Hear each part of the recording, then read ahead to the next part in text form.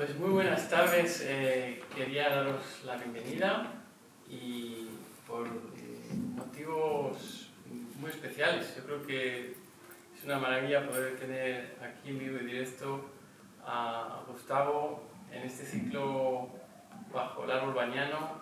También de alguna manera nos da una ilusión saber que él cierra el ciclo con este árbol que de alguna manera tiene vida propia ya en esta casa. Ha estado aquí un año con nosotros, nos da casi pena porque vamos a tener que retirarlo para otros eventos. El ciclo bajo el árbol bañano está inspirado en una figura que yo creo que todos conocéis, que es Rabindranath Tagore. Es la metáfora de conocimiento en muchas culturas, pero en la escuela que él fundó, Santiniketan, que hemos celebrado casi todo el año con una exposición, con muchos eventos, era el lugar que ejemplificaba la transmisión del conocimiento.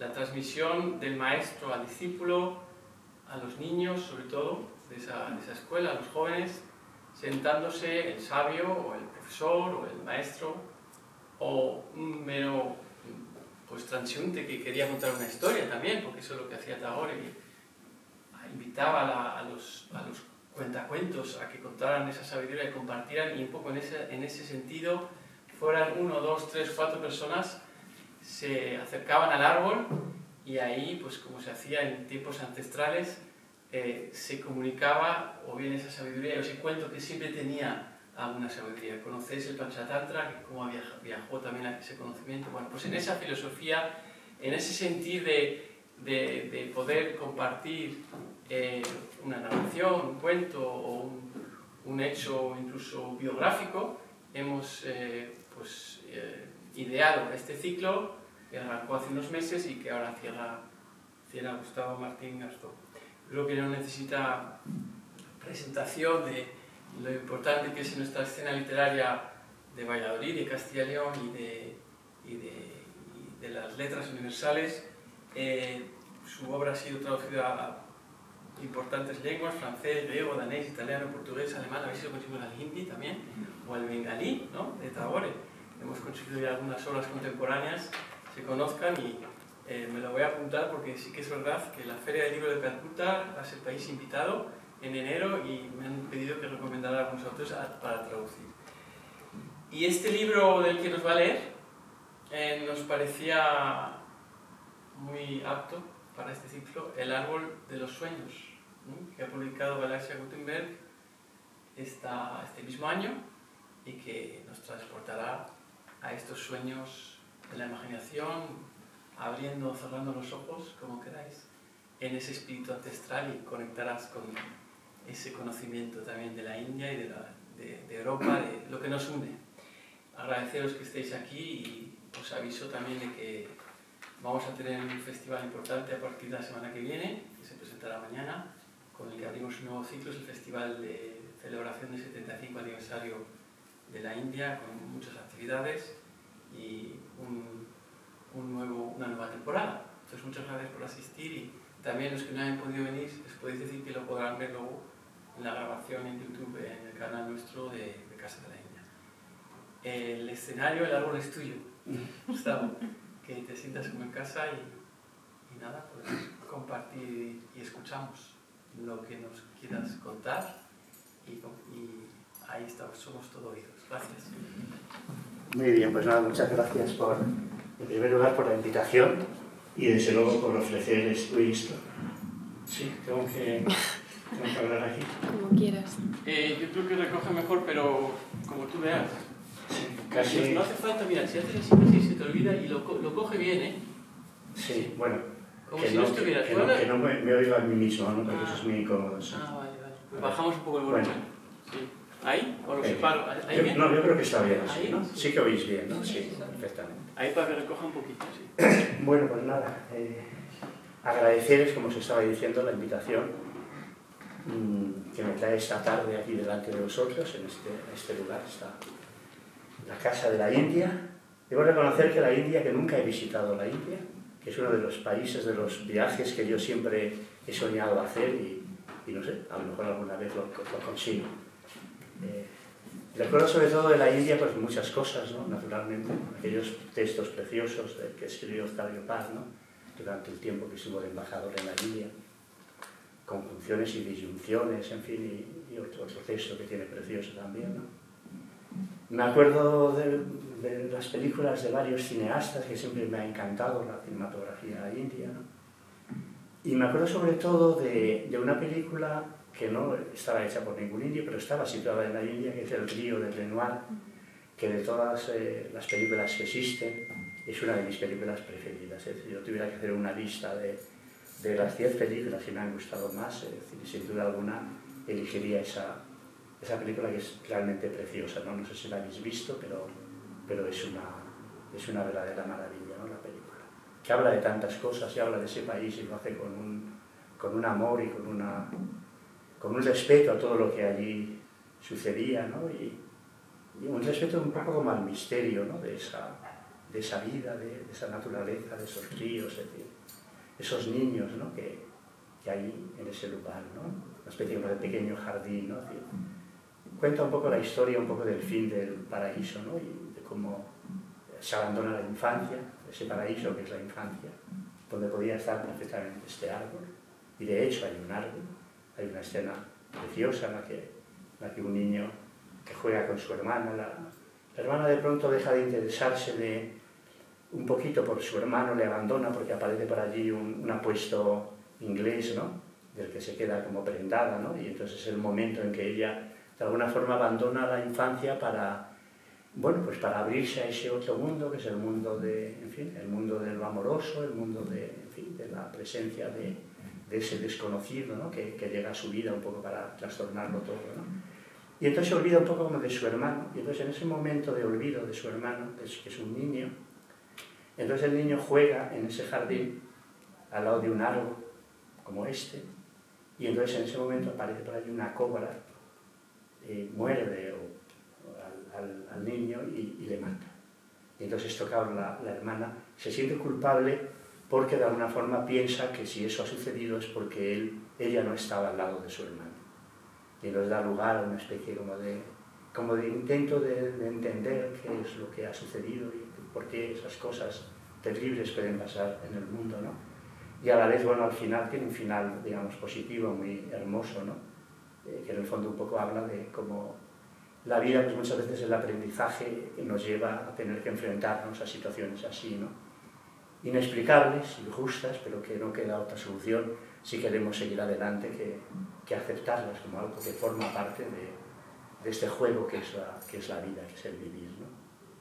Bueno, pues ese árbol, en ese jardín, es a la vez el árbol un poco de la infancia y a la vez marca un poco la separación de ese árbol, supone la entrada, digamos, en el mundo adulto, de alguna forma en el mundo de la razón, ¿no?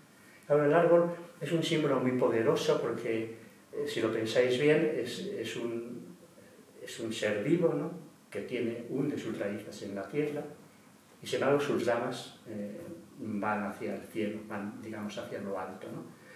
Decía John Keats que el poeta debe vivir con los pies en el jardín y con los dedos tocando el cielo. Entonces esa fusión de lo alto y lo bajo, de alguna manera, la simboliza perfectamente el árbol, ¿no? Es una especie como de centro del mundo, en el sentido de que es un lugar de comunicación, como decíamos antes, entre lo alto y lo bajo, entre la vida y la muerte, como os he contado en esta pequeña historia de la película de Jean Renoir, ¿no? Y también, ¿por qué no?, ese mundo que es el mundo de lo real y ese otro mundo que es el mundo de lo imaginado, que es el mundo del sueño, que es el mundo en cierta forma, del que se nutre la literatura, ¿no? En el fondo, este libro mío, que se llama El árbol de los sueños, de alguna forma remite un poco al relato del Génesis. En el relato del Génesis, todos sabéis perfectamente que Adán y Eva, felices en ese jardín maravilloso que es el paraíso, en un momento dado, Yahvé les ofrece, digamos, ese lugar para que disfruten de él, porque allí realmente van a tener absolutamente todo lo que puedan desear. Pero les hace una advertencia. Normalmente en los cuentos siempre hay un pero inquietante y perturbador, ¿no? Y que es el que desencadena, en fin, las cosas mejores también y las peores. Y en este caso lo que les pide Yahvé es que disfruten absolutamente de ese jardín, de ese lugar encantado, donde todos los deseos se cumplen, pero ahí hay un árbol, podría ser este, un árbol cuyos frutos no deben probar. Entonces, normalmente cuando recordamos este episodio o este pasaje de la Biblia, siempre pensamos que esos frutos son manzanas, que no se dice eso en la Biblia. Y también se dice que ese árbol es el árbol del conocimiento del bien y del mal. Es decir, probar esos frutos, por lo tanto, permite, en fin, entrar de alguna forma en el mundo un poco de la moral, que va a ser el mundo humano, ¿no? Pero en la Biblia, en rigor, por ejemplo, si consultáis la traducción, que es la mejor que tenemos en castellano, que además yo creo que se ha vuelto a reeditar ahora, hace poco, ¿no? La Biblia del Oso, ¿no? Me parece que en unos volúmenes, ¿no? de bolsillo, ¿no? Pero si tenéis interés, vamos, la Biblia es un libro extraordinario, realmente, ¿no? Y esa es la mejor traducción que se ha hecho. Es la traducción que se hizo, me parece que en el siglo XVI, por un judío sefardí que huyó de la represión y se refugió allí en Holanda, ¿no? Y hizo esa traducción que, como digo, es la más hermosa y la más literaria que existe. Y en esa traducción no dice qué árbol es ese, ni siquiera dice que sea el árbol del conocimiento, simplemente habla de un árbol, habla de una prohibición y habla de lo incomprensible que puede resultar a Adán y Eva el que se les prohíba acercarse, digamos, a un árbol que no saben qué árbol es, ni saben tampoco por qué Yahvé les prohíbe probar los frutos que este árbol tiene. Bien, jugando con esta idea, entonces en un momento de mi novela, no os lo voy a leer porque tendría que ponerme a buscarlo y no sé dónde está. Ahora os cuento un poco de qué va la novela. En un momento de mi novela, entonces Yahvé, lo que se dice es lo siguiente: se dice que ese árbol no es el árbol del conocimiento, sino que es el árbol de los sueños. ¿Y por qué Yahvé no quiere que Adán y Eva prueben los frutos de ese árbol? Pues porque probar esos frutos te da el poder de soñar. Y el poder de soñar es el poder de crear, el poder de relacionarse con lo que no existe. Es decir, un poder que solamente un Dios puede tener, o que solo un Dios tiene. Entonces, Yahvé no quiere que Adán y Eva prueben esos frutos que les transformarían poco menos que en dioses como él mismo es. De alguna forma, en los grandes creadores, ¿no? Cuando pensamos, por ejemplo, en un creador como Tagore, tan presente, digamos, en esta casa y en la cultura de la que estamos insertos, ¿no? Tiene algo de demiurgo, ¿no? Estos grandes creadores son un poco como dioses, ¿no? Porque a través de las palabras, a través de la imaginación, a través de sus sueños, han sido capaces de crear un mundo que no existía, que antes de ellos no estaba en ningún lugar. Y sin embargo ellos lo han hecho presente, lo han sacado de la nada y lo han hecho real en la medida en que lo han llevado al lenguaje, lo han llevado a las palabras, y a través de las palabras ese mundo se puede compartir con los demás. Y a través de las palabras nosotros, al leer esos poemas, entramos sin darnos cuenta, sin quererlo, en ese mundo que solamente Él ha creado. El creador como un Dios. Y eso es lo que no quiere Yahvé, y por eso les castiga. Claro, hablar por lo tanto del árbol de los sueños es hablar del árbol de la vida, claro, pero es hablar del árbol de la poesía, es hablar del árbol de la creación, es hablar de ese árbol en el que se inscribe ese anhelo indisociable un poco de la naturaleza humana, que es el anhelo de otra cosa. Eso que antes, se hablaba, un anhelo de trascendencia.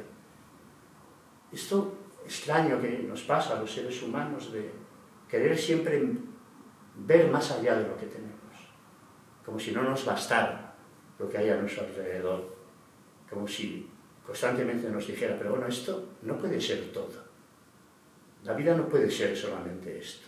Tiene que haber algo, no sé, más allá, algo escondido, es decir, algo que de alguna forma justifique a veces todos estos pesares, este sufrimiento que conlleva digamos, la existencia, ¿no? Y algo que sobre todo uno descubre en esos momentos extraordinarios, realmente los más gozosos y grandes de la existencia, que son los momentos amorosos, en un sentido amplio de la palabra, ¿no? El amor realmente nos lleva a un lugar así, a un lugar donde podríamos encontrar un árbol como este, un árbol que nos permite acceder a otros mundos, acceder a otra realidad. Fijaros que, por ejemplo, hay un árbol famoso en la literatura, que a mí me encanta, que es el árbol de Alicia en el País de las Maravillas. El comienzo de Alicia en el País de las Maravillas, que es una niña, Alicia, que anda paseando por allí por un jardín y de pronto ve a un extraño personaje, que es un conejo que viene chispera, que está muy nervioso, que mira el reloj de bolsillo, que sale corriendo a toda velocidad, y ella acaba extrañada de ver esa criatura, impensable, inimaginable antes de tenerla ahí delante de él, decide seguirle, y entonces ¿qué es lo que ve? Ve que ese conejo en un momento dado se dirige a un árbol, en ese árbol hay un hueco, falta este hueco en este árbol, pero podemos imaginarle, ¿no?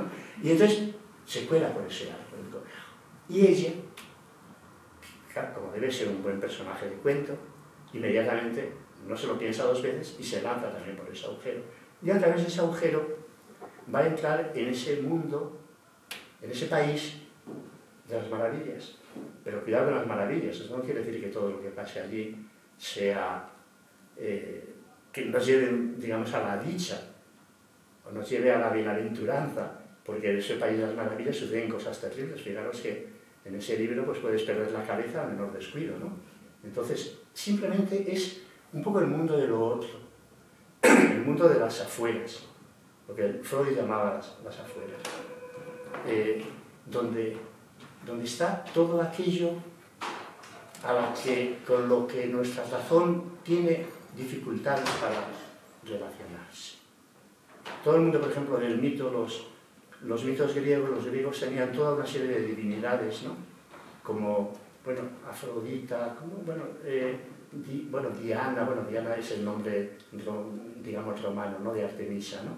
Es decir, que eran seres que facilitaban el tránsito entre el mundo de la ciudad y ese otro mundo de lo otro, ese mundo oculto. Y hablar del mundo de lo otro es hablar de la muerte, es hablar del sexo, es hablar de lo extraño, es hablar de lo desconocido, es hablar de la noche, es hablar de todo aquello que, aunque queramos darnos la espalda, sin embargo forma parte de nuestra vida, sin lo cual nuestra vida sería mucho más pobre y sería mucho más plana. Entonces, de alguna forma, las palabras de la literatura, las palabras de la poesía, son un puente entre esos dos mundos, ese mundo de la razón y ese otro mundo que es, bueno, se lo hemos llamado de mil formas, el mundo del sueño, el mundo del inconsciente, el mundo de lo oculto, el mundo de lo implícito, digamos, en el lenguaje. Es decir, ese otro mundo, sin lo cual seríamos muy poca cosa. Desde mi punto de vista, lo que hace la literatura es explorar, digamos, ese mundo. A mí no me gustan esos libros, bueno, esto ya es una cosa mía, no quiero decir que tengáis que pensar igual que yo. Yo lo que siempre espero de un libro es que no me ofrezca lo que ya conozco y lo que ya sé, sino que me ponga en contacto justo con lo contrario, con lo que desconozco, con aquello que está más allá de lo que habitualmente constituye mi vida y, sin embargo, en lo que hay como una llamada, ¿no?, para que me aproxime a ello, ¿no? Yo creo que en el fondo la escritura, y a mí me gusta ver un poco como al escritor y al lector, porque para mí la escritura y la lectura es lo mismo. Es decir, el escritor básicamente es un lector. Un lector de un libro que todavía no existe, que es el libro que, digamos, está escribiendo él, ¿no? Pero a mí me gusta ver al lector y al escritor como una especie como de vagabundo, como de peregrino de las estrellas, ¿no? Era una novela, el título de una novela muy hermosa de Jack London, ¿no?, de un hombre que está en la cárcel y desde esa inmovilidad, ¿no?, de ese lugar, él se imagina, bueno, que recorre el mundo entero y recorre distintas épocas, ¿no?, solamente, digamos, a través del poder de su imaginación, ¿no? Entonces, el lector es un peregrino también, es un vagabundo, alguien que no sabe a dónde va, que no sabe lo que quiere, pero que quiere algo que no tiene, quiere algo que busca pero que no sabe nombrar. Entonces, esa búsqueda para mí es la base de la lectura que a mí me interesa y que me parece que es la verdadera lectura. Estoy hablando, claro, de libros de literatura, porque obviamente cuando uno lee pues, un libro de física, un libro de ciencia o de biología, pues uno sabe efectivamente lo que está buscando. Pero los grandes libros siempre nos plantean un montón de preguntas, de incertidumbres, ¿no? Y son territorios un poco de riesgo, en lo que no sabemos lo que puede sucedernos si seguimos adelante, si seguimos adentrándonos en ello, ¿no? En el fondo, yo soy un gran devoto del mundo de los cuentos, ¿no? De los cuentos de hadas, los cuentos maravillosos, ¿no? Entonces, la imagen de ese niño que se pierde, o que es abandonado en el bosque, y en ese bosque, bueno, también, lógicamente, lleno de árboles, ¿no? En ese bosque empiezan a sucederle cosas que no son las cosas habituales que les podrían haber sucedido si no hubiera abandonado, si no hubiera sido expulsado de ese lugar en el que estaba, ¿no? Y a la vez todo eso que le sucede va a contribuir a una especie de acceso a un nivel superior de su propia existencia. Es decir, ese niño en los cuentos siempre hay un niño o una niña que se pierde, que pasa por una serie de situaciones de riesgo, y normalmente todos terminan con el regreso de ese niño o de esa niña, digamos, a su casa o a su lugar. Pero cuando regresa ya no es el mismo. Regresa cambiado, porque ha conocido cosas, porque ha vivido cosas que si no se hubiera producido esa pérdida no habría vivido. Y entonces, por lo tanto, está en un nivel superior, digamos, de existencia y de conciencia, ¿no? Y por lo tanto va a ser capaz de entender mejor todos los enigmas que de alguna forma nos rodean, si es que los enigmas se pueden comprender, que la verdad es que no, si son enigmas es porque no admite comprensión alguna, ¿no? Y en ese sentido, a mí la literatura que me gusta no es tanto la que aspira a resolver los grandes misterios de la vida, que como son grandes misterios obviamente no tienen resolución posible, sino la que quiere proteger esos misterios, crear una especie como de círculo de protección, ¿no? Como diciendo, mira, hasta aquí has llegado, no puedes saber más. Eso también lo decía este gran poeta que fue John Keats, ¿no? Hay que conformarse con la mitad del conocimiento, decía. No hay que pretender saberlo todo, porque eso es una tarea imposible, y además esa pretensión de querer saberlo todo es una especie como de colonización que lo único que puede hacer es acabar con aquello que uno ha querido comprender. Hay que saber detenerse, decir, hasta aquí he llegado, no puedo pasar, ¿no? Y yo creo que los grandes libros, de alguna forma, por eso los grandes libros nunca nos dan respuestas a las preguntas que nosotros podemos hacer. Pero claro, eso no es tan importante, porque lo que hacen, y eso sí que lo hacen de verdad, es hacer vivir las preguntas. Todas las preguntas, digamos, esenciales de la vida. ¿Por qué hemos nacido? ¿Qué hacemos en este mundo? ¿Por qué existe sufrimiento? ¿Por qué hay injusticia? ¿Por qué tenemos que morir? Esa pregunta, en fin, tan absolutamente imprescindible, ¿no? Puesto que estamos viéndola constantemente, ¿no? Y sin embargo, obviamente no tiene respuesta. ¿Qué respuesta tienen estas preguntas? ¿Qué es el amor? ¿Y por qué tantas veces, esperando que vamos a encontrar en él, es decir, la dicha más grande, lo que obtenemos son sufrimientos, desgracias, locura, desatino, es decir, enigmas, misterios, preguntas sin solución, ¿no? Y lo importante es que la literatura mantenga vivas esas preguntas. Porque si lo pensáis bien, por ejemplo, todos los totalitarismos son mundos de respuestas. Todo el mundo es un mundo de respuestas. Constantemente vivimos en un mundo en el que todo se nos dice lo que es. Todo, absolutamente. Y se nos dice, las cosas son estas y no pueden ser de otra manera. Entonces, claro, esto resulta un poco agobiante. Y de hecho, yo por eso, mi gran admiración es hacia los niños, no hacia los adultos, ¿no? Los adultos en general me parecen bastante penosos todos. Yo mismo me parezco muy penoso, ¿no? Es Es decir, porque yo creo que, digamos, al avanzar hacia el estado en el que nosotros nos encontramos, vamos haciendo un montón de renuncias. Estamos renunciando, digamos, a visitar esos lugares que solamente el niño, con esa capacidad que tiene de implicarse, es capaz de conocer y capaz de visitar, ¿no? Y el mundo se va haciendo cada vez más estrecho, hasta el punto de que llega un momento en tu vida que el mundo realmente se transforma en una cárcel, donde todo está dicho, donde todo está hecho, donde nada puede ser diferente a aquello que en ese momento está siendo para ti. Y ese es un poco el proceso del envejecimiento, realmente, ¿no? Que es un proceso, desde luego, nada deseable, ¿no? Y nada deseable de vivir, ¿no? Y en ese sentido, por eso digo que realmente los grandes inspiradores es el mundo del niño, porque el niño vive, antes hablaba del mundo del Génesis, el mundo vive en el momento inicial, como si todavía no se hubiera terminado de crear. Esa es la clave. Vive en el momento del Génesis. El niño todo lo mira con los ojos de asombro de quien se enfrenta a las cosas por primera vez. Y el que tiene que aprender un poco a desenvolverse en medio de ese entorno nuevo y enteramente desconocido, ¿no? Y en la medida en que el mundo no está terminado de crear, participa con sus gestos, con sus decisiones, con sus sueños en la creación del mundo, claramente. Bueno, pues os voy a leer Este libro tiene mucho sentido traerle aquí a este lugar, la verdad, a un país como la India, vamos, amparado por ese país y por esa cultura que es la India, y a este jardín extraordinario, ¿no? que se ha improvisado en este lugar, ¿no?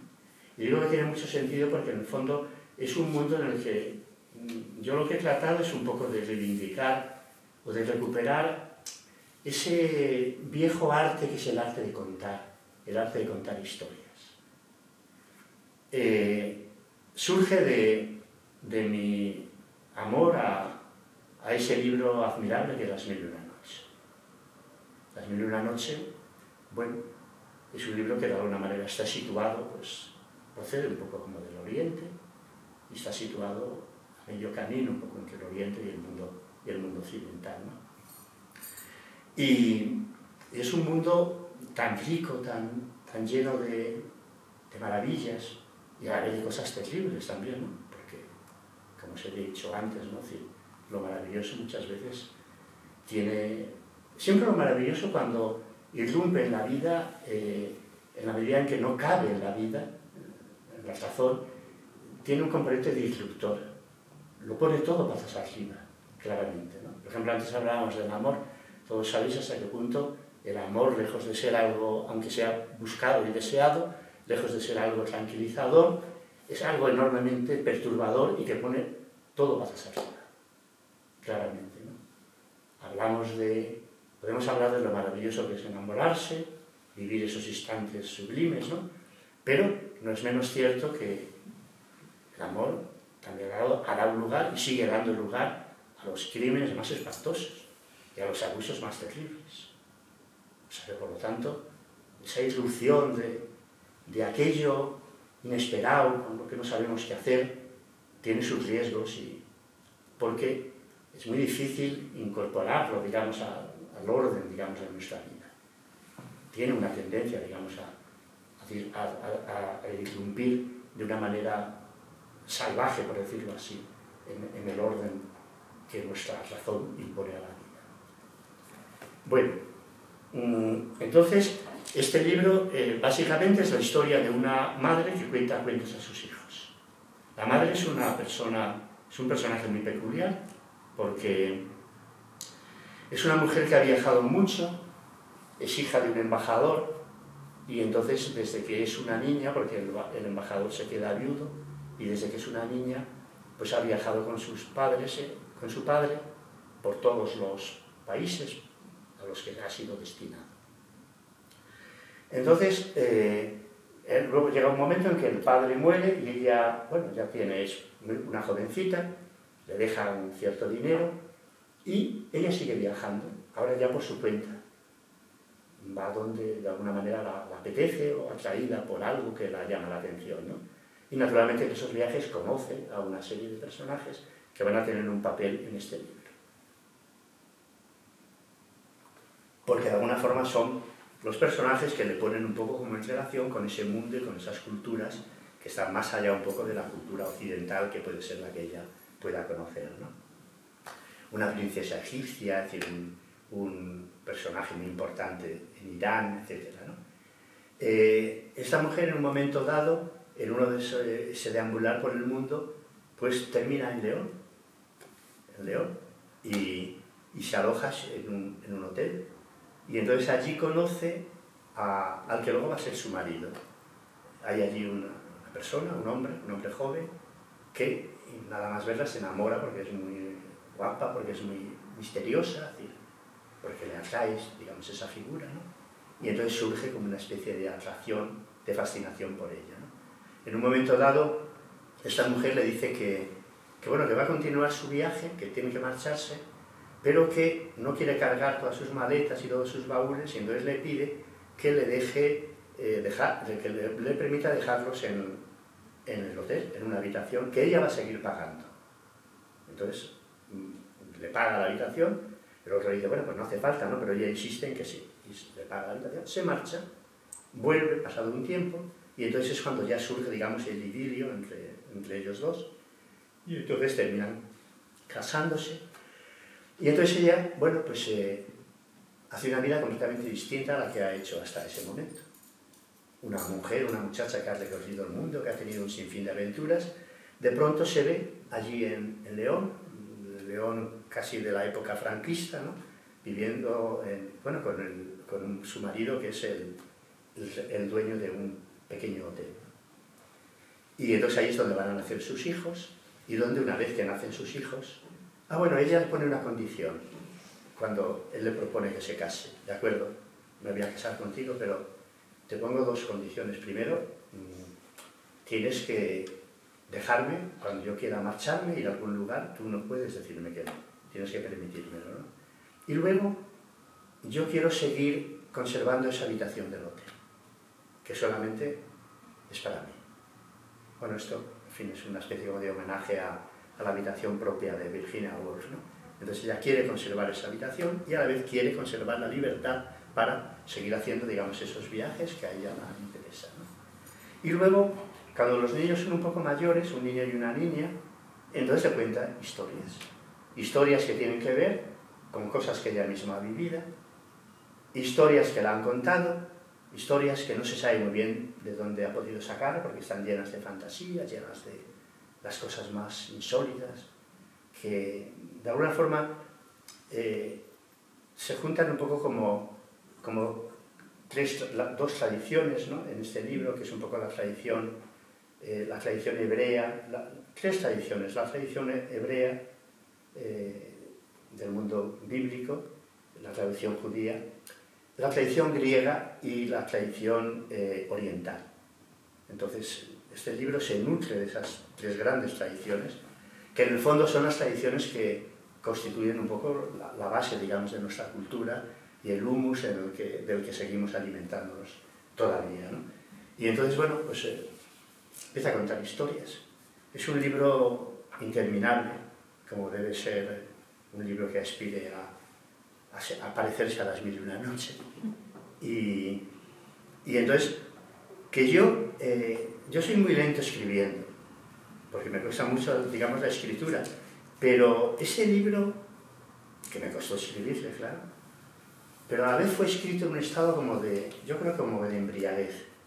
Yo creo que nunca me había pasado algo así, porque yo empezaba a contar una historia, y yo no sabía qué historia estaba contando. Ponía en boca de la madre, bueno, esto fue la historia pasó en no sé qué lugar, y empezó a pasar esto. Y yo no sabía qué historia iba a contar. Simplemente me dejaba llevar por esa especie como de flujo extraño, ¿no? Que me llevaba, no sabía muy bien a dónde ni por qué razón, Y en efecto esa historia terminaba por contarla, pero al terminarla inmediatamente él me llevaba a otra historia nueva, de la que tampoco sabía nada. Y entonces, bueno, pues ala, vamos a contarla.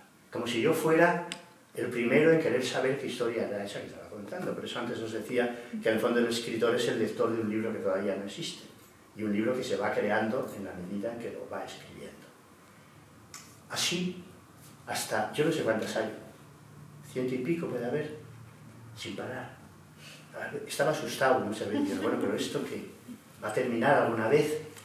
Y hasta el punto de que, cuando ya, bueno, de pronto me di cuenta de que aquello más o menos se acercaba al final, porque bueno, había empezado a contar una historia, que es una historia que a mí siempre me ha gustado mucho, que es la historia de la visita de la reina de Saba a Salomón, contada naturalmente, digamos, a mi manera, ¿no? Y luego es una historia que me parece muy importante en el libro, porque en el fondo en el libro, yo no sé, son historias que todas de alguna manera giran sobre esa pregunta de qué es el mundo de lo amoroso y por qué ese mundo está tan cerca de la muerte. Entonces ese sería un poco para mí como el resumen del libro, ¿no? Entonces, claro, la visita de la reina de Saba, que en mi caso yo hago que sean dos hermanas, son dos reinas. Bueno, no os voy a contar. No voy a contar, pero bueno, es una historia que, vamos, a mí me interesaba mucho, aparte por la fascinación que ellas sentían por ese hombre culto, que todo lo conocía absolutamente, ¿no? Es porque una de ellas, en un momento determinado, una de ellas va a morir, y es la otra la que va a ir, digamos, a visitar al rey Salomón, pero llevando a su hermana muerta. Viaja como si estuvieran viajando las dos, de tal forma que hace creer a todos que hay dos reinas, que son dos las que van, incluso al propio Salomón en principio se lo hace creer también, ¿no? Que son dos las que van.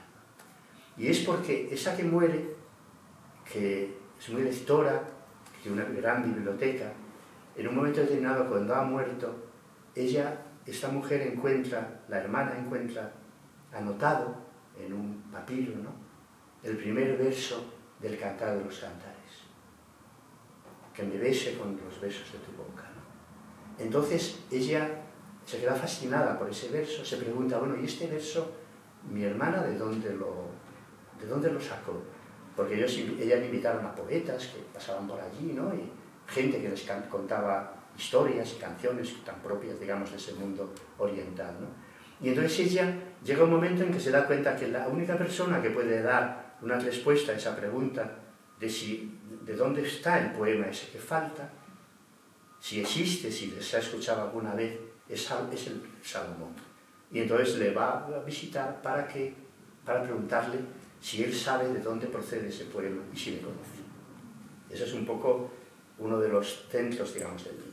Esa historia se empieza a contar al principio, se suspende, empieza a contarse otro montón de historias, una detrás de otra y otra vez, hasta que al final se vuelve a retomar. Y cuando esa historia vuelve a aparecer, yo me doy cuenta de que ese libro está terminando, ¿no? Porque de alguna forma he retomado la historia que quería contar y que hasta ese momento no había podido, digamos, contar su final, ¿no?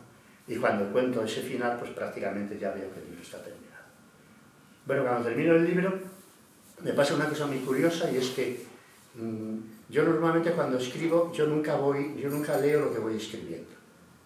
Normalmente mi forma de trabajo es muy metódica. Mi búsqueda siempre es escribir una página al día. Entonces, escribo esa página y la dejo ahí aparcada en el ordenador, y luego inmediatamente al día siguiente, bueno, puedo a lo mejor leer las últimas líneas para saber cómo tengo que seguir, pero bueno, ya no vuelvo a leer esa primera página hasta que termino el libro, de forma que si este libro he estado más o menos 3 años escribiéndole, entonces las primeras páginas del libro hacía 3 años que no las leía. Y entonces me pasó una cosa curiosa, que no me acordaba de lo que había escrito. Que yo mismo leía una historia y decía, pero bueno, ¿y esto cómo se me ha ocurrido? ¿De dónde viene? ¿Dónde he sacado yo esto? Pues lo juro que estoy diciendo la verdad, ¿eh? que no estoy presumiendo de ser una especie de, no sé, como de poeta inspirado que se deja arrastrar por una voz que le lleva sin preguntarle a dónde le está llevando, ¿no? Literalmente fue así. Y bueno, y eso por otra parte, la verdad es que me llenó de orgullo, ¿no? El no acordarme, pero yo creo que hay un momento en la vida del escritor que, a mí por ejemplo, yo nunca he releído nunca un libro mío entero, jamás. De vez en cuando tengo que hacer una lectura, como por ejemplo esta, pues entonces cojo un libro y busco un pasaje que más o menos puedo recordar por dónde está. Y leo ese pasaje, pero no leo nada más, ¿no? Claramente, ¿no? Entonces, claro, esos pasajes que yo no me acordaba de lo que había escrito. No me acordaba cuando lo volví a leer, ¿no?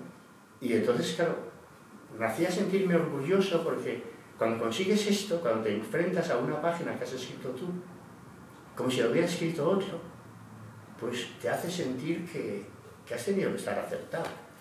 Porque, claro, tú siempre piensas de ti todo lo peor. Que eres un mal escritor, que por qué te empeñas en escribir libros habiendo libros tan extraordinarios, ¿no? Claro, ¿quién se empeña en escribir libros ahora, si tiene poemas ahora, si tiene un poeta ahí como Tagore, cuyos versos puede leer y admirarse, ¿no? ¿Por qué empeñarse si esa poesía extrema y excelsa, ¿no?, está ahí en un libro, ¿no? ¿Cómo compararse con esos grandes autores? Entonces, bueno, en los momentos de decepción el escritor siente eso. Y yo, bueno, pero ¿qué atrevido soy, ¿no? ¿Qué hago yo aquí, ¿no? Bueno, entonces, claro, si tú puedes leer una página de un libro tuyo, como si no las hubieras escrito tú, pues es un momento de reconciliación contigo mismo, o con ese otro que de vez en cuando aparece y es capaz de entregarte algo que tú no habrías sido capaz de encontrar. Porque en cada uno de nosotros hay otros. Y esos otros siempre nos dan sorpresas, a veces buenas y a veces malas. Bueno, pues os voy a leer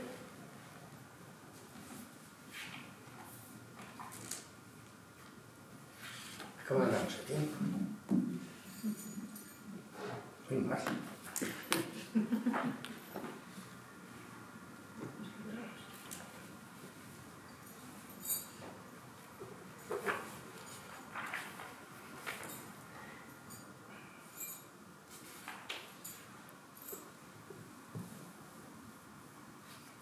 A ver si es esto.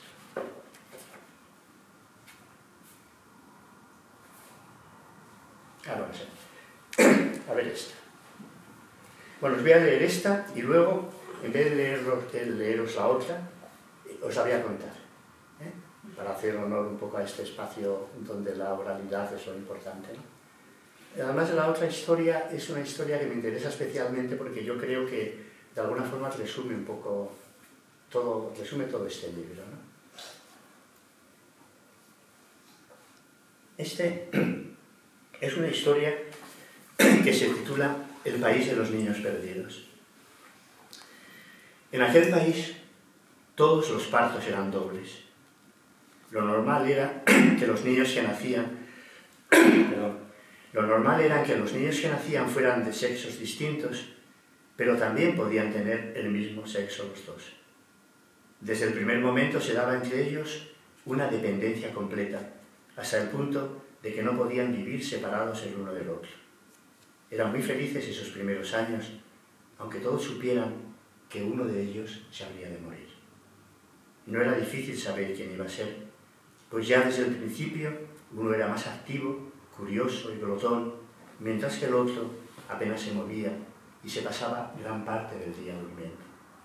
Y todos sabían enseguida que era este, el más débil, el que tendría que morir para que el otro viviera. Las diferencias entre ellos se iban acentuando al crecer, ya que el torpe tardaba mucho más tiempo en andar y solo alcanzaba a decir unas pocas palabras que apenas se entendían, mientras que su hermano hablaba muy pronto y desde que era muy pequeño era capaz de hacer preguntas que a todos maravillaban. Mas no podían vivir separados y cuando esto sucedía, sufrían terriblemente a causa de esa separación. Pasaba además que el más listo o la más lista, que era indiferente el sexo que tuviera, solo vivía para ocuparse del otro, que era como si esa torpeza que mostraba para comer, para moverse, para aprender las cosas más elementales y que para los adultos era la prueba cierta de un retraso en su evolución, fuera, para su hermano, el sello de algo inexplicable, y como si, al acercarse a su mundo, lo hiciera a un reino de gestos maravillosos y logros minúsculos al que no pudiera dejar de rendir su adoración. Lo que se hacía patente especialmente cada mañana, cuando al despertarse estiraba sus brazos delgadísimos y sus movimientos tenían la dulce somnolencia de las criaturas que viven en el fondo del mar. Porque lo más extraño era la misteriosa comunicación que existía entre los dos, una comunicación que parecía hacerse más honda y misteriosa a medida que pasaba el tiempo y la debilidad del torpe aumentaba.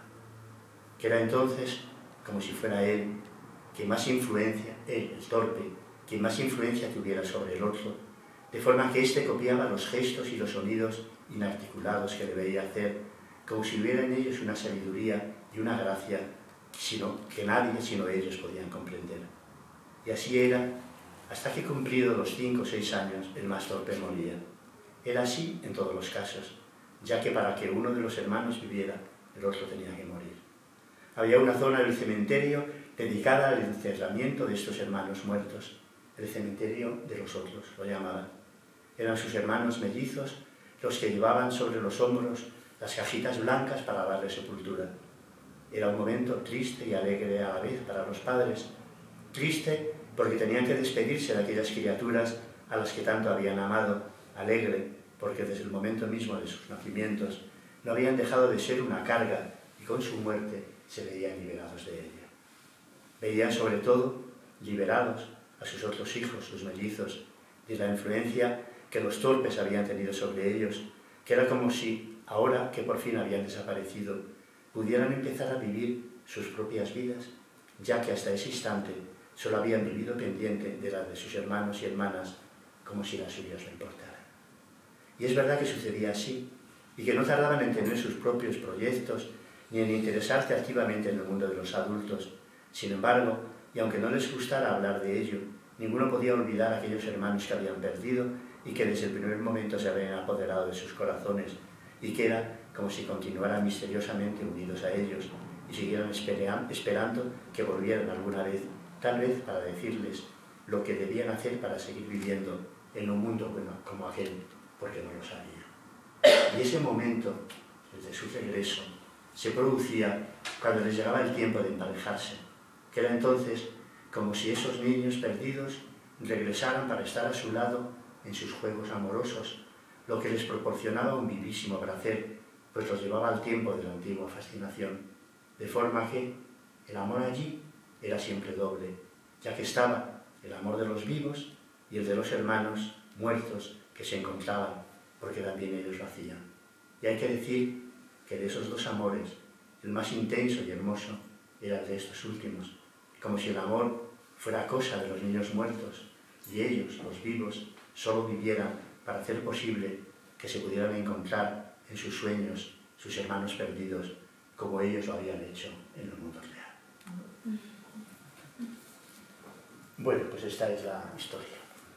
Bien, hay otra historia, que es la que voy a contar, que trata de una mujer muy mayor, una anciana, que es una bisabuela, que tiene su bisnieta, una bisnieta.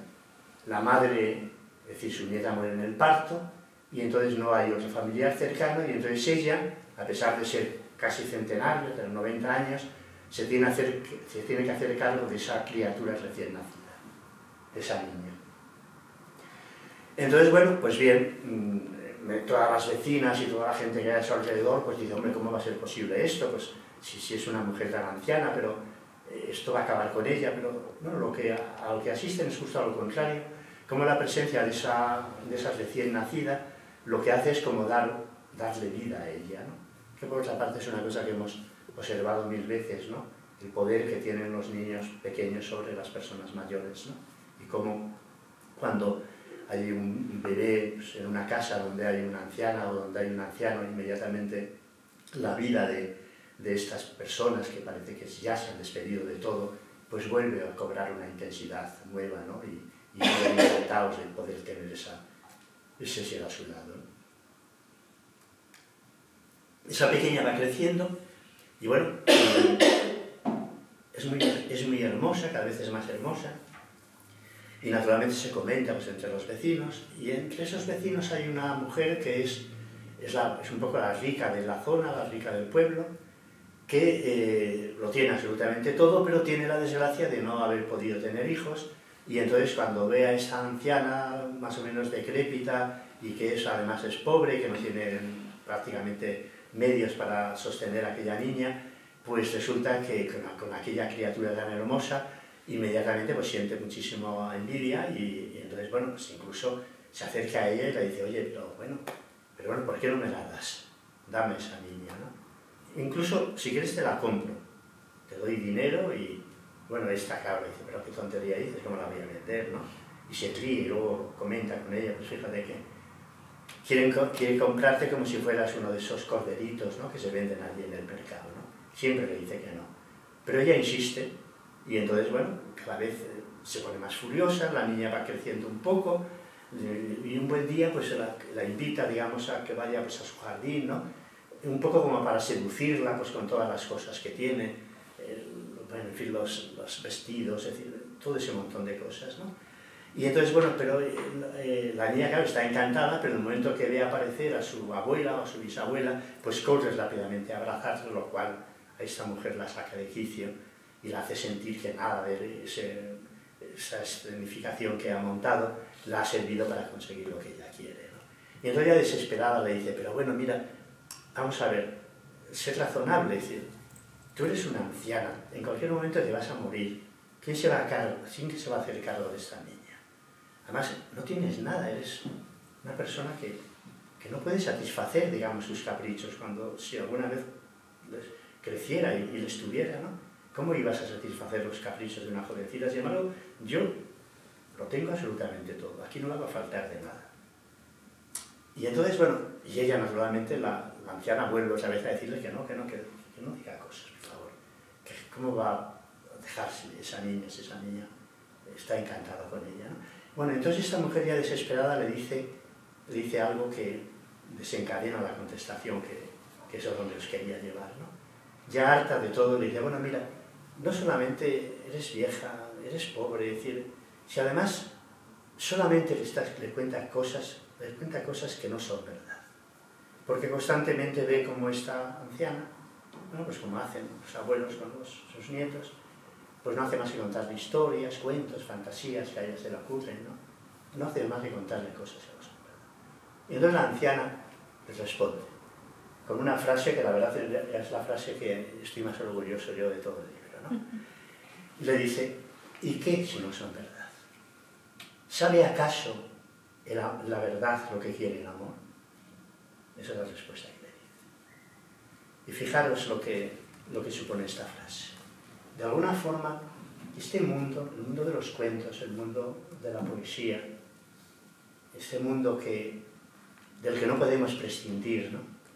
Es un mundo que pertenece, digamos, al mundo de lo amoroso. Es más, el amor yo creo que es una de las bellas artes, ¿no? De alguna forma, ¿no? Pero claro, el amor muchísimas veces nos enfrenta a la verdad. Fijaros, por ejemplo, antes hablábamos de la muerte. Todos sabemos, obviamente, que tenemos que morir. Sin embargo, hay una frase que es muy hermosa, ¿no? De un escritor católico, de Gabriel Marcel, que dice algo así como, espero citarla bien, amar a alguien es decirle, tú nunca morirás. Eso dice. Fijaros, estamos hablando de una persona adulta que cuida de un niño pequeño. Todas las madres, todos los adultos, cuando cuidan a un niño pequeño, en el fondo, lo que le están diciendo, sobre todo en los momentos de preocupación, en el momento en que al niño le pasa algo, no te preocupes, porque no te va a pasar nada malo. Si yo estoy a tu lado, no te va a pasar nada malo. Es decir, en el fondo le están diciendo, no te preocupes porque tú no vas a morir nunca. Incluso si se obsesiona porque ha muerto alguien, no te preocupes porque a ti eso no te va a pasar. Eso es lo que le dice, o bien con palabras, o bien a través de sus gestos y y con sus cuidados. Le están diciendo, le están transmitiendo ese mensaje. Pero eso es una mentira, porque eso no es verdad. Pero sin embargo el amor le hace decir esa mentira. Entonces, para mí el mundo del arte es el mundo de las bellas mentiras, de todo aquello que el mundo de lo amoroso nos hace decir, para hacer soportable la vida, no solamente para hacerla soportable, para hacerla más intensa, para hacerla más resplandeciente, para hacerla más digna de ser vivida, para dar sentido a lo que somos. Esa apuesta, digamos, por el amor, incluso a costa de la verdad. Es verdad que si el amor y la verdad pueden ir de la mano, pues esto es mucho mejor. Pero cuando eso no es posible, es el amor el que debe prevalecer. Y el mundo del arte es el mundo de las bellas mentiras.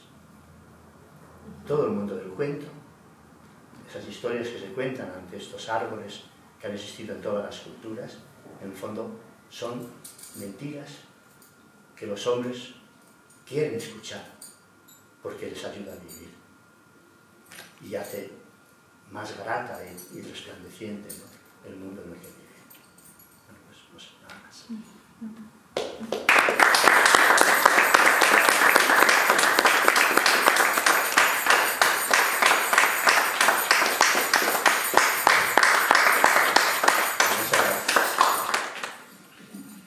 No sé si queréis hacer alguna pregunta. Sí, quería invitaros a que dialoguéis. Si queréis, ya que estamos en familia. Sí. Es un privilegio poder hablar con el creador de esa historia, ¿no? ¿Os animáis a preguntar algo o no se os ocurre? A lo mejor, Gustavo, sí. A lo mejor esto que has dicho, la verdad y el amor van de la mano, que sabe nadie. Sí. Hacen mejor compañía, que la mentira tiene la cara sucia. Ya, bueno, sí, desde luego lo ideal es que puedan ir de la mano, Sí. Pero no siempre van de la mano. Y de hecho, los amantes no hacen más que contarse mentiras, claramente. Y para alimentar su amor se alimentan de mentiras. Ese te quejes siempre, ese pensar, nadie sabe que eso, todo el mundo sabe que eso no es verdad. Pero necesitas escucharlo, clarísimamente, ¿no? Porque si no te parece que aquello no es lo que debería ser. Es decir, con el amor pasan cosas muy extrañas, la verdad. Pasan cosas muy extrañas. Pero a la vez, ¿qué nos hace seguir deseándolo, ¿no? Incluso en estos momentos actuales donde no hace más que hablarse en contra de eso que llamamos el amor romántico, ¿no?, que es ese amor, bueno, en fin, enloquecido, etcétera, ¿no?, que hay sus razones, evidentemente. La razón nos dice que eso es un disparate, ¿no? Pero tiene tanto que decir la razón en esas circunstancias, ¿no? Es decir, y digo que a pesar de eso, los chicos y las chicas no siguen encantados con esas canciones que escuchan, ¿no?, que todas hablan de amor o de desamor, me da igual, o esas películas donde hay historias, yo qué sé, decir, historias intensas. En el fondo lo que siempre andamos en búsqueda de la intensidad, ¿no? No podemos conformarnos, siempre pedimos más a la vida, ¿no? Y yo creo que el momento amoroso es el momento en que ese sentimiento de que la vida no solamente puede ser esa rutina, ¿no?, esa repetición de los mismos gestos, de los mismos actos, ¿no? Todo eso no puede ser lo único que nos puede pasar, ¿no? Que hay otras cosas que nos están esperando, ¿no? Y ahí se da ese salto un poco al mundo del sueño, al mundo de la imaginación, ¿no?, al mundo de lo escondido, ¿no?, claramente. En cierta forma, el amor pide eso. Fijaros, por ejemplo, todas esas canciones que llaman las canciones del alba, ¿no?, de la poesía galaico-portuguesa, ¿no? Básicamente todo eso lo que te cuentan es la historia de dos amantes que no quieren que amanezca, que quieren que la noche no termine. Pero claro, porque el mundo de la noche es el mundo del secreto, el mundo del eros, ¿no?, el mundo de lo indeterminado, el mundo de lo que no controlamos, pero no sé. Y mientras que el mundo del día es el mundo de la razón, el mundo donde todo se ordena, que yo no estoy en contra de la razón, que conste, porque la razón es imprescindible para poder vivir, ¿no? Lo único que pasa es que la razón es una casa demasiado pequeña para que quepa nuestra vida entera en ella. Y hay partes de nuestra vida que no caben en ese pequeño recinto que es nuestra razón, claramente. Pero todos los amantes siempre piden eso, que no amanezca, que no llegue el amanecer, que la noche no termine nunca. Eso es lo que piden. La historia de Eros y Psique, en esa cueva, ¿no? En la cueva del deseo, claramente, ¿no? La cueva de la pasión, claramente. Sin embargo, Eros, eso también tiene que ver con el amor, ¿no? Porque hay dos tipos de amor, ¿no? Solo, en fin, lo sabían muy bien los griegos. Los griegos lo sabían todo, absolutamente, ¿no? Es uno de los pueblos más extraordinarios que ha podido existir nunca. Algunos decían que si eran extraterrestres, y uno está casi por pensar que sí, que ahí se debió producir algo extraño, porque ¿cómo es posible que en tan poco tiempo un pueblo fuera capaz de crear todo lo que se creó allí, ¿no? No solamente esas historias increíbles, sino la filosofía, el razonamiento, ese culto, digamos, a la palabra, a la conversación, es decir, todo es asombroso, ¿no? Entonces, bien, los griegos distinguían dos tipos del amor, el amor-pasión y el amor-alegría, de alguna forma. Y claro que el amor-pasión, supongo que el amor-alegría es el amor doméstico. Y claro que el amor doméstico es maravilloso. Claro que todos, cuando amamos a alguien, queremos tener una casa para vivir con él, ¿no?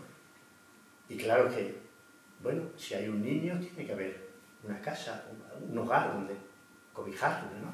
Tiene que haber ese mundo de los cuidados, ese mundo en el que no importa tanto lo que yo siento como el cuidado de lo que amo, ¿no? El amor-pasión en el fondo es muy egoísta, porque el énfasis lo pongo en lo que yo siento, en el deseo. Tal es la intensidad de mi deseo que lo que quiero es comerte. Es lo que hace el lobo con Caperucita, es decir, es lo que hacen, no sé, lo que quiere hacer la bestia con Bella, ¿no? Aunque ella se contiene en ese cuento precioso, ¿no? King Kong, que es una película, bueno, es La Bella y la Bestia, King Kong, ¿no? Todos sabéis el momento ese sublime en que bueno, que le cambian a la chica que suelen ponerle allí para que tenerle tranquilo, los indígenas que viven en esa isla, y le ponen a la negrita de turno, y él llega allí, se golpea el pecho, la ve, la coge, pum, y se la come. Y entonces llegan los americanos y llegan allí con una rubia resplandeciente, ¿no? Y entonces los indígenas al verla dicen, madre, a King Kong le va a tener que encantar y le va a tener aplacado durante un tiempo, en un detalle nada sutil de racismo profundo, ¿no? Entonces la secuestran, inmediatamente se la llevan a aquella criatura que vive que es el señor, digamos, de la isla. ¿Y qué le pasa a King Kong? King Kong se acerca dispuesto, después de golpearse el pecho, a devorarse a aquella criatura, pero se encuentra con una rubita y entonces podemos pensar, dice, ¿qué es esto? Esta criatura, ¿de dónde ha salido? Y entonces la coge, pero no se la come, se la queda mirando y se la lleva a su cueva. Y entonces ahí llega el momento de su derrota completo, porque abre la mano, la ve moverse, la va quitando así los vestidos, ¿no? Que hay así como pétalos flotando en el aire, ¿no? En la primera versión de King Kong, que es la mejor de todas, aunque a mí todas las películas de King Kong me gustan. Entonces, la de Peter Jackson, por ejemplo, sí que me gusta mucho. Porque ahí en la película, esta primera, la chica no se da cuenta, solo se limita a patalear, ¿no? Y no se da cuenta del efecto que tiene sobre ella. Y sin embargo, en la película de Peter Jackson, sí, Naomi Watts, que es la protagonista, inmediatamente se da cuenta del poder que tiene sobre ese ser. Y juega con él, le provoca, juega con él. Y a la vez le conmueve que este ser que podría aplastarla como si fuera una mosca, a partir de ese momento se convierta en una especie de mendigo que no sabe qué querer y que no sabe qué buscar. Entonces en ese momento, ya termino, se produce algo que a mí me parece muy importante, que es el tránsito un poco del mundo del deseo puro del mundo del amor, de la pasión, al mundo del amor, alegría, del amor que busca el cuidado. El mundo del deseo, el énfasis se pone en el yo que desea. Es un poco como cuando tenemos hambre. Tenemos hambre y queremos comer. Vemos algo apetitoso y nos lo llevamos a la boca y nos lo comemos. Y ya está. Pero en el mundo del amoroso, claro que está presente el deseo. Ves allí algo, una criatura, te apetece muchísimo, me la como. Pero ahí se produce algo extrañísimo. Que en esa criatura hay algo que surge de ella, que hace que ese ser que siente el deseo de devorarla, no pueda hacerlo. Y entonces el énfasis se ponga no tanto en lo que yo quiero, en lo que yo deseo, como en que nada le pase a eso que tiene este poder sobre mí. La pervivencia del objeto. Ortega y Gasset tenía una frase muy bonita para definir el amor, que decía algo así como: el enamorado es esa persona que es incapaz de concebir un mundo en el que el ser amado esté ausente. Para la persona enamorada de verdad, pensar en un mundo donde el objeto amado no exista, dice, bueno, ¿qué mundo es este? ¿Para qué quiero vivir yo ahí? Si realmente ese ser es el que lo da sentido a todo. Entonces, por lo tanto, esa segunda forma de amor pone el énfasis en el cuidado de eso que provoca mi adoración. Pero claro, esto también es muy peligroso, porque los adoradores pueden ser terribles, ¿no? No sé quién decía a veces, tal vez adorar a alguien sea destruirle, ¿no? Y hay que tener mucho cuidado también con la adoración, ¿no? Por eso te digo que todo esto es un lío, pero bueno, pero ¿qué le vamos a hacer? Así somos y así es la vida. Y es bueno reconocerlo así, porque si no, no vivimos de verdad. Y eso es lo que se trata de este tiempo que vamos a pasar aquí, vivirlo hasta el fondo, hasta el final, con todas sus consecuencias. Pues muchas gracias, Gustavo. Yo os invito, por supuesto, a que leáis el libro. Está disponible ahí en Avenida Estrella con unos ejemplares.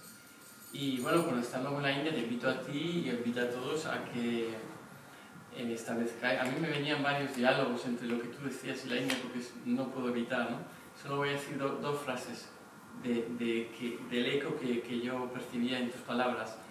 Una es hay un libro que es Cuentos orales de la India, que es de Ramanuja, que está traducido en Ciruela. Es de los pocos libros así contemporáneos que se ha traducido al castellano. Y en uno de esos cuentos, que es el final, Ramanuja, que es el autor que ha recopilado, es recopilador de cuentos y los recopila. Sí. Hay una frase que dice: he pasado 30 años de mi vida recopilando cuentos y buscando cuentacuentos y buscando los mejores, y he llegado a una conclusión. Y decía: the story tells itself, que no hay cuentacuentos, el cuento se cuenta a sí mismo. Sí, completamente. Entonces un poco lo que te ocurría. Sí. El cuento se cuenta a sí mismo. Sí. Sí, en ese sentido, fíjate, hay una frase que me gusta mucho de José María Merino, que dice que no es el hombre el que crea la ficción, sino que es la ficción la que ha creado al hombre. Es decir, es la ficción la que nos hace humanos, de alguna forma. Sería como decir, el mundo imagina y es lo que mejor sabe hacer. Sí, completamente, sí. Pero es gracias a eso que somos lo que somos. Es decir, lo humano, en el fondo la creación de lo humano está en todos estos relatos eternos, ¿no? Claramente, ¿no? Y luego hay otra frase que también es más compleja, pero sí que se ha aproximado un autor nuestro a ella, que es Calderón de la Barca. Y sí, claro, en la filosofía india todo es imaginación, todo es ilusión, es maya. Sí. O sea, lo que vemos, lo que vivimos, y solo si alcanzamos un estado de conocimiento muy especial, vemos a través de eso, ¿no? Y precisamente hemos estado investigando un poco esas conexiones de la filosofía india con Calderón de la Barca, es que la vida es sueño. Y los sueños son. Sí, pero la vida es sueño, los sueños son. Pero tú fíjate una cosa, con la palabra sueño pasa lo mismo que con la palabra ilusión, que en principio tenían un significado negativo. La ilusión lo mismo. Esto parece, fíjate, la palabra ilusión parece que solamente sucede Existe una palabra equivalente en nuestro idioma, en ningún otro idioma existe, con sentido positivo, porque normalmente el iluso, ¿quién es? Pues es un tonto, un vendedor de humo, es decir, el ilusionismo es un engaño, etc., ¿no? Pero sin embargo, en el castellano, la palabra ilusión pasa lo mismo con la palabra sueño. El soñador era alguien que vive fuera del mundo.